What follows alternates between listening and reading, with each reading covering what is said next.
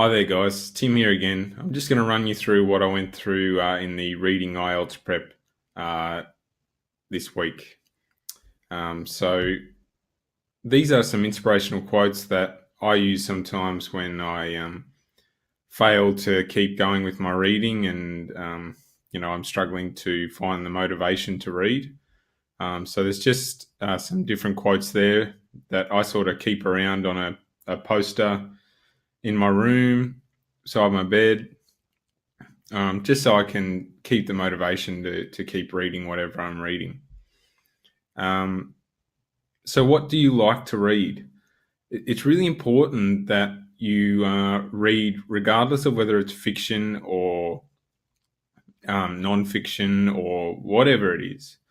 It's really important that you read. So, these are some fictional novels that have become really popular in the last few years. Most of them you'll notice are either movies or TV shows, and you probably love the movies or the TV shows.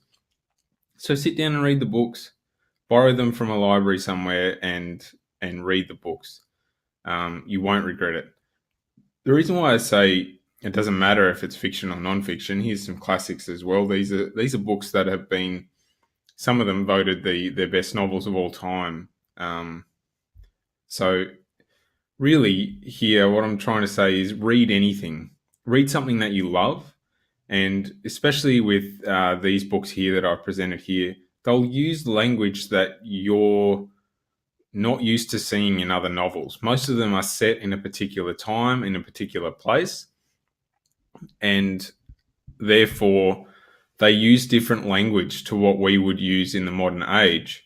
And so they might use more flowery language. They might use language that's a little bit dead, that doesn't get used as much anymore, but it will expand your vocabulary so much, and it will improve your memory, and will actually increase the speed of your reading. There's no way that I can just say this trick here will increase the speed of your reading. You actually just have to practice it just like you would anything else.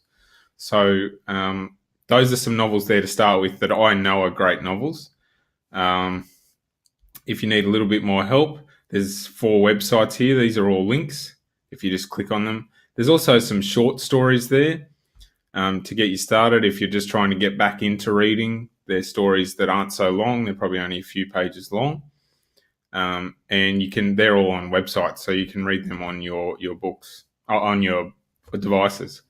Some places you can borrow stuff from: Box Hills Library, CAE Library. If you're in the city, you've got the advantage because the Melbourne City Library is right next door to you, and it's got a huge collection of fictional and non-fictional novels to read. And the Box Hill Library, like Box Hill, the suburb, its actual library. So there's, wherever you live, there's likely a local library that you just have to subscribe to or have a membership with. And they're likely free as well. It's likely subsidized by the local government, and so you can just sign up for free. So get in there and do it. These are some sites where there's free books. Some are just samples with a few pages. Some are actually full novels, just depending on what you read. So we get to the main activity that we did in the reading session, which is about memory building and memory tags. I'm going to jump straight into this.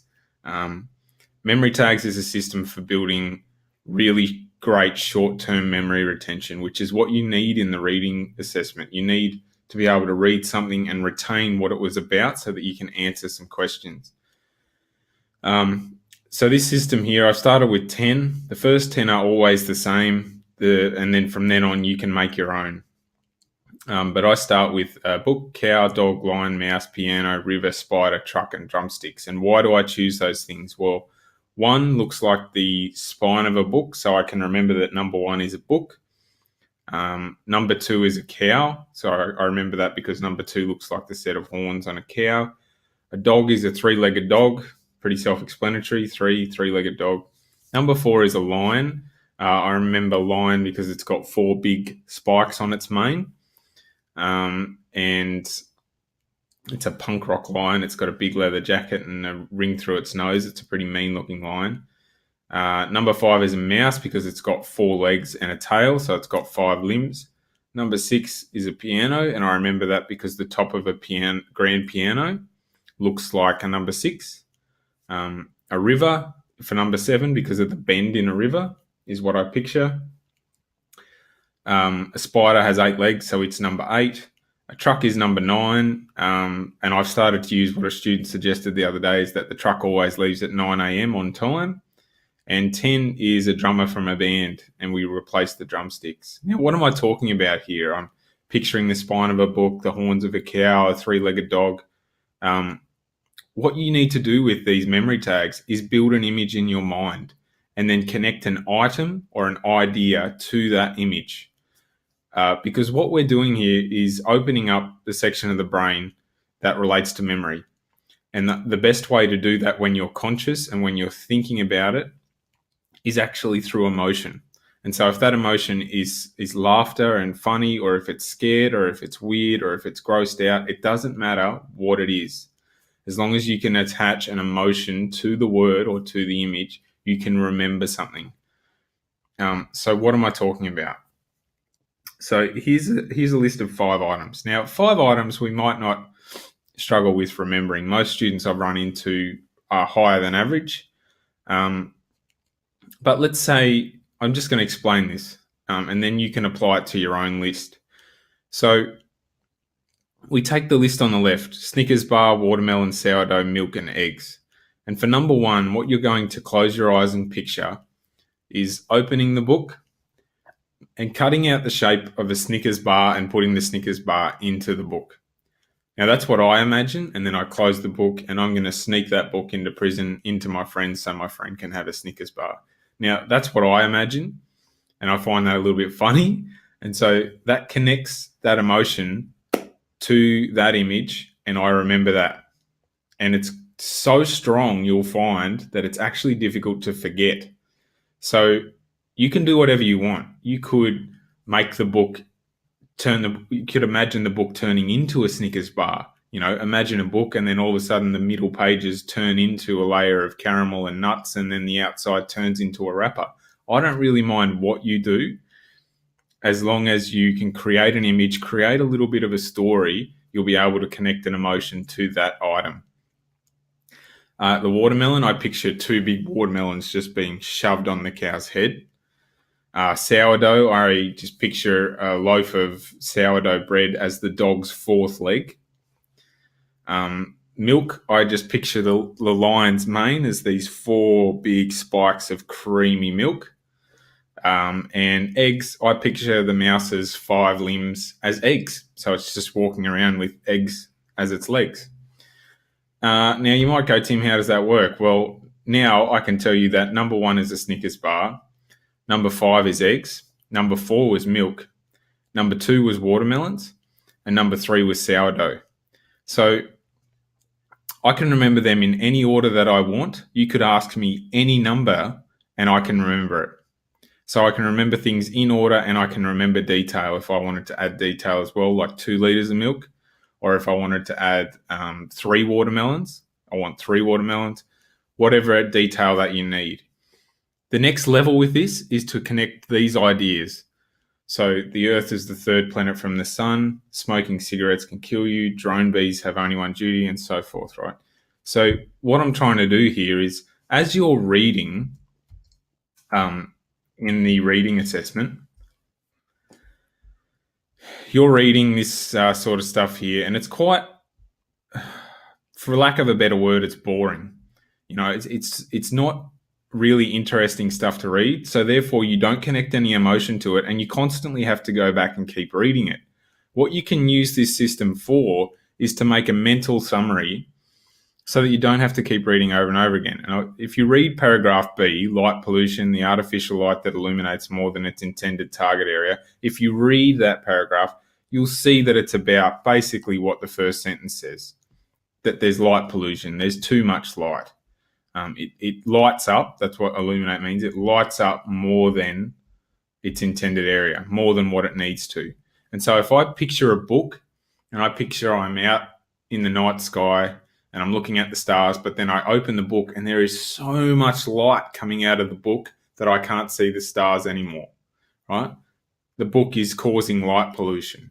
If I can picture that and I can connect some because that would make me quite sad that I can't see the stars anymore. So connecting sadness to it is fine, because then when I come back to the questions, it says connect one of these headings on the right in the list of headings to the paragraphs on the left. So paragraph B we just read was about light pollution. So now let's look at the headings on the right, and we'll see why lights are needed, no, environmental dangers, maybe, people at risk from bright lights, maybe. But then I see when I get down, more light than is necessary. Now that one resonates with me, more light than is necessary, because I remember that was really a big part of that paragraph. And if we look at the answers, which I've got here, we see that paragraph B is number 8.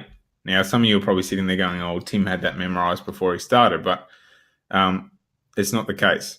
I can't remember all these things all the time, guys. So what I'm saying to you here is use the system, do a mental summary of the reading. So as you're reading, make a mental summary and connect it to one of your images, and then you won't have to keep going back and forth and reading these large chunks of text.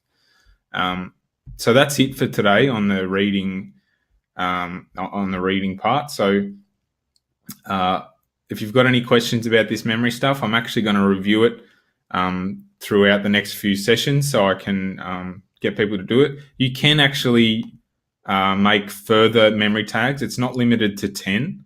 So the idea is when you want to push to 11, the first word is book. And so we're going to take the letter B and we're going to make a word with 2 B's. Now I've chosen baby, but some people chose Bible. Some people chose bib, like a baby's bib. So for number 12, you'd pick a word with with B and C in it, and usually in that order, B and then C. So a few people chose brick. I chose back. Here's my list, but you can alter it as you see fit. So as long as you can make an image in your head, that's the whole point of this exercise. If you can't make an image in your head, it's not going to work. If you can't build a story around that image, it's not a good memory tag. So that's it for today. If you've got any questions about the memory tag stuff, let me know, or anything that was here today. There's heaps of links there for your reading, and there's heaps of great novels there if you're looking for stuff. I'll see you all soon. Hopefully see you on Wednesday in the next class, or on Friday in the city. And I hope you're all doing well with your exams. I'll talk to you soon.